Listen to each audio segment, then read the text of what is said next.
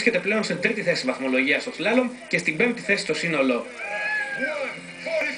Πλέον στη γενική βαθμολογία ο Χίρσνερ απέχει 54 βαθμούς από τον πρωτοπόρο Σβίνταλ, με τον Αυστριακό όμως να είναι πρώτο στην κατηγορία του σλάλομ. Την έκπληξη στην Ιταλική πίστα έκανε ο Ιάπωνας Ναόκι Γιουάσα, που πήρε την τρίτη θέση και βρέθηκε για πρώτη φορά στην καριέρα του στο βάθρο των νικητών. Η αντίδρασή του στο τέλος ήταν χαρακτηριστική.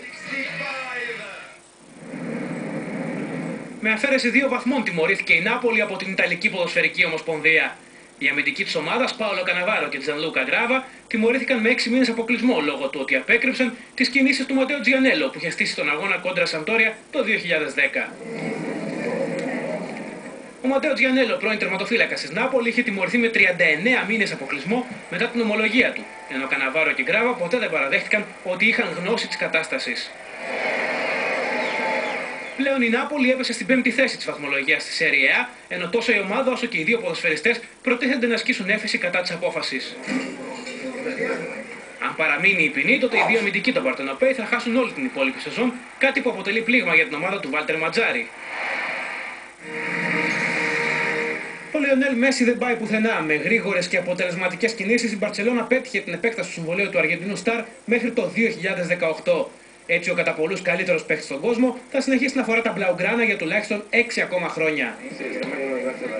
Η διοίκηση της Μπαρτσελόνα ανακοίνωσε παράλληλα και την ανανέωση του συμβολαίου του εμβληματικού Κάρλες Πουγιόλ το 2016, όπως και την επέκταση του συμβολαίου του Τσάβι Ερνάντεθ μέχρι την ίδια χρονιά.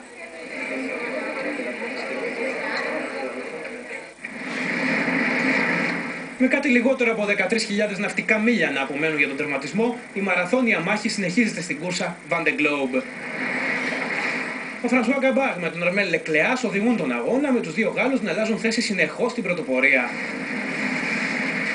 Το Van de Globe ξεκίνησε πριν από 38 ημέρες από το Sablon de Saône της Γαλλίας και μετά από έναν γύρο του κόσμου ουσιαστικά τα πληρώματα θα τερματίσουν στο ίδιο σημείο.